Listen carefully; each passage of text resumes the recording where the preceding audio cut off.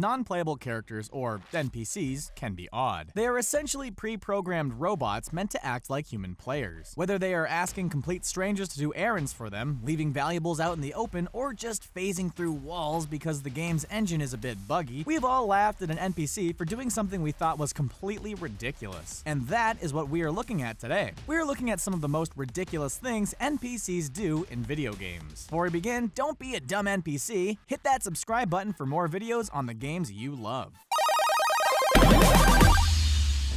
Silent Witness. It's a staple in almost all stealth games to avoid the guards or to take them out stealthily. We've seen it in Assassin's Creed, Splinter Cell, and many more stealth games. The player creeps around a corner and spots a guard incoming. They duck behind and wait for the perfect moment to strike. When the guard least expects it, boom! They're struck quickly and quietly and taken out. Of course, the other guards are blissfully ignorant of the fact that one of their friends just got jumped and is now missing. In other stealth games like Hitman, this stupidity is taken up one more notch because not only is one of the guards now missing from patrol, but now there's a new guard with an entirely different look trying to blend in with them. The idea here is that your character is being stealthy, but wait, tell us, when has this ever worked in real life? Not just the likelihood of a guard being knocked out in one hit, but also having the thief take the guard's place and get off totally scot-free. Hey Jeff, where'd Frank go? He was just here. Oh wait, never mind. There's Frank. Nice haircut, Frank.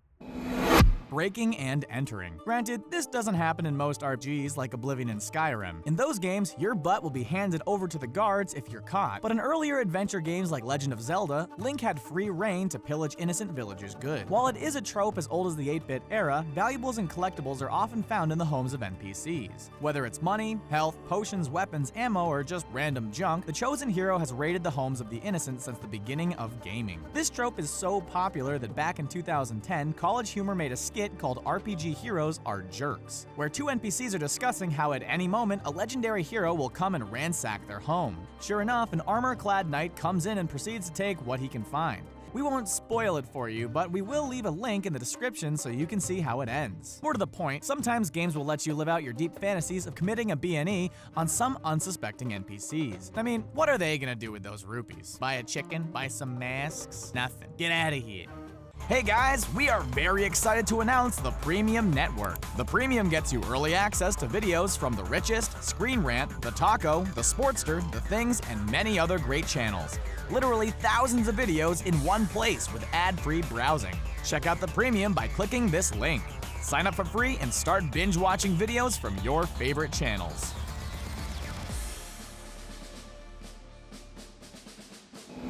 Asking strangers for favors. It's a staple of nearly every RPG in existence, the side quest. You are the chosen hero, the adventurer tasked to take on the harsh world around you. However, on the way, if you could drop off some eggs or do some work on the farm for a local townsman, that would be great too. While not all side quests are that tedious and unnecessary, the fact still remains that complete strangers feel entitled enough to approach you and ask that you perform menial tasks for them. So you, the legendary foretold hero, is now reduced to an errand boy. Now, that's not to say that the rewards for doing these quests is not worth it. The quest can become oppressive real fast. I mean, let's take this scenario into real life. Let's say you're out at the mall and someone you've never met approaches you and asks you to deliver a message to her aunt who lives in the next town. In return, she'll pay you, let's say, $100. Your first response, most likely, will not be, "Why sure, ma'am, I'm on the job." No, the conversation will go something like, "What? No, who are you? I'm calling the cops." We guess it makes a little bit more sense in a fantasy setting where there aren't any cell phones than it does in the real world.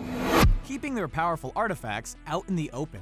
Now, this trope is not true for every game, and in fact, we will be looking at one game in particular for this one, and that is Legend of Zelda Majora's Mask. In Majora's Mask, Link is tasked getting back the cursed mask from Skull Kid to prevent the land of Termina from being destroyed by the moon. So let me get this straight. There's a powerful, literally earth-shatteringly powerful mask that's kept with a frail old man with an oversized sack of masks. No guards, no vaults, nothing. What? In what world could this be okay? If the nuclear launch codes were that loosely guarded, we would have had nuclear fallout almost instantly. Now, you can make the argument that the happy shop owner wanted to keep this mask hidden away so that no one could use its dark power. Sure, the fact Skull Kid found the mask to begin with is a major stroke of bad luck for the world of Termina, but maybe, just maybe, you can spring for a lock so your world-destroying masks don't fall into the wrong hands. And don't think we're just picking on Majora's Mask for doing this. There are loads of games with plot devices just like this one where the protagonist needs to save the world because someone sucked at their job.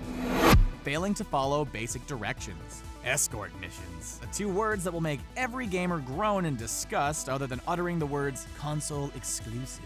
Murphy's Law dictates that if something can happen, it will. And there are a million things that could go wrong between the mission's beginning and the objective. Target can't get past a wall? Reset. An enemy clipped the wall and grabbed your target? Reset. You complete the mission, but the escort target died at the last possible moment. Yeah, escort missions are the worst. And while it seems that games are largely moving away from this formula, some major releases managed to slip through the cracks. Remember The Last Guardian? The Project Ico? I don't know how you pronounce it. What do you think? Tell us in the comments. That game that took almost 10 years to make? Well, good news, you're tasked with directing this giant cat dog bird thing that behaves like your newborn puppy. Here's the kicker. This giant beast is not only your way of getting around, but it's also your main companion through the majority of the game. So not only is this your companion, but it's also the only way of beating the game. Did I mention that it has the attention span of a puppy that's been crossed with a goldfish? Because it does. Need an example of a dumb NPC? Look no further than pretty much any escort mission. Going aggro. So maybe you stole one too many items, or you accidentally picked up the wrong item. Now you've got the town guard and the person you peeved off coming at you with full force, all because you took the lowly shopkeeper's spoon when you were trying to get the bag of coins that were out of view. This is most prevalent in Fallout and Elder Scrolls, but if you so much as look at an NPC's items the wrong way, they will scream for the guards and in fact chase you down themselves to try and take a swing at you. While we here at The Gamer don't condone stealing and general thievery in real life, the lengths at which these NPCs go to get back the things you accidentally picked up are a bit extreme. Imagine if you did this in real life. You go into the gas station real quick, you're looking at all the snacks and pick one up to get a better look. Now, before you can react, you get a face full of broom because the clerk is attacking you. Convenience stores would be a lot less convenient if every clerk behaved like they came out of a Bethesda game. If that were the case, you could simply duck behind the counter to disappear, assuming that you have 100 stealth.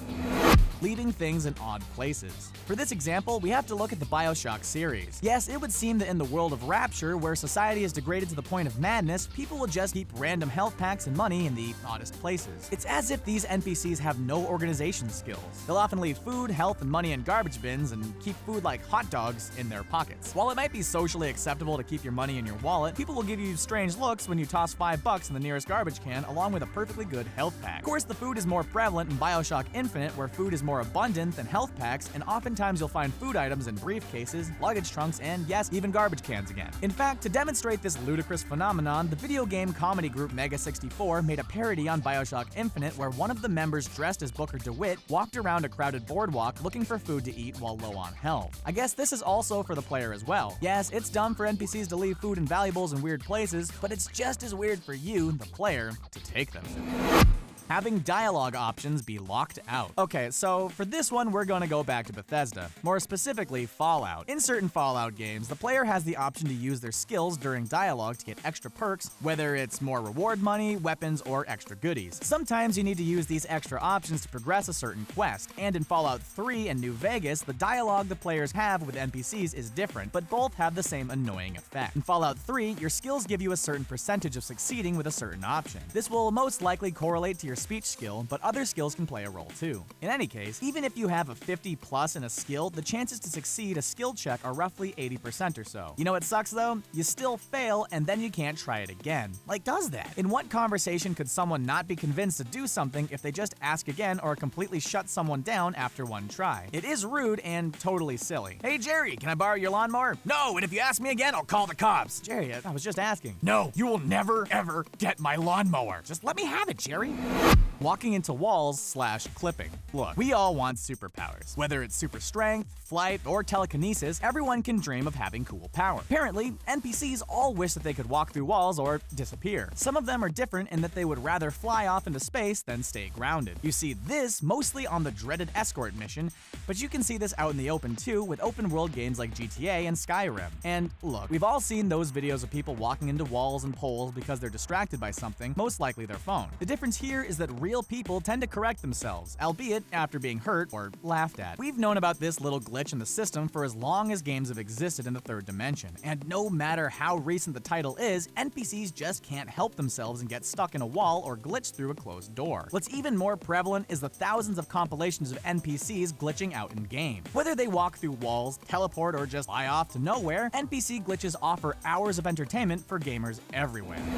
giving away your position. NPCs aren't limited to the ones you don't interact with. Your companions can be just as hopeless when it comes to the dumb things that they do. Companion NPCs usually have two settings: follow and attack. There is no in between. So if for any reason you want to do a stealthy takedown, good luck if you have a companion. The minute you attack, they will go charging into battle, weapons drawn, and will eventually get surrounded and die, leaving you to fend off the rest of the enemies that you opted to take out stealthily. All that time planning carefully and waiting for the right moment, God, wasted. What's even worse is when they get in the way of your attacks even when you decide to go in guns blazing. How many times has this happened to you? You're using a melee weapon and your companion gets a little too close to you when you swing and pow, you end up hitting him. You'd like to feel bad, except that A, they got in the way of your attack, and B, they are unfeeling robots who are made to serve you and your mission. So while companions are helpful in completing your quests, don't count on them to always be helpful.